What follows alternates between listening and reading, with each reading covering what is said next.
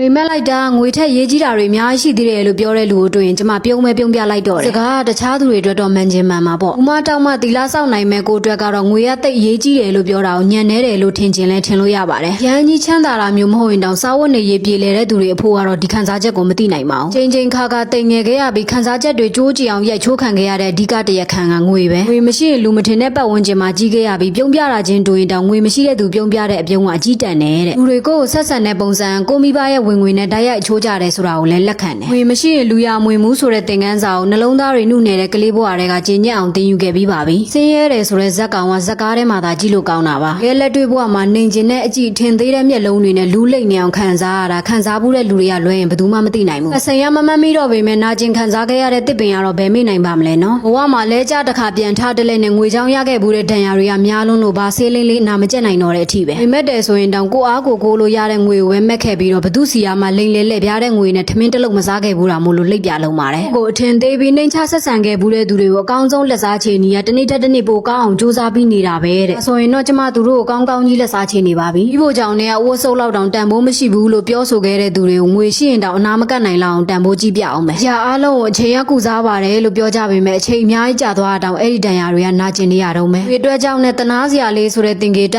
ကိုမျက်နှာနဲ့တွဲမှတ်မိရလောက်အောင်တိမ်ငယ်ခဲ့ဘူးတာမလို့ကျမကတော့ငွေသိမ့်မဲ့ပါတယ်။ကိုရက်နဲ့ကိုဇက်ကိုသာအတိဆုံးမလို့ကိုချင်းမစားတဲ့သူတွေကိုလည်းအပြစ်မတင်ပါဘူး။ဝမ်းရည်ထက်ဝမ်းရည်ကိုပိုဦးစားပေးရတဲ့ဘဝကိုရောက်ဖို့ရင်ငွေရသိပ်အရေးကြီးကြောင်းသိလာပါလိမ့်မယ်။စုပါရှင်ဘိုင်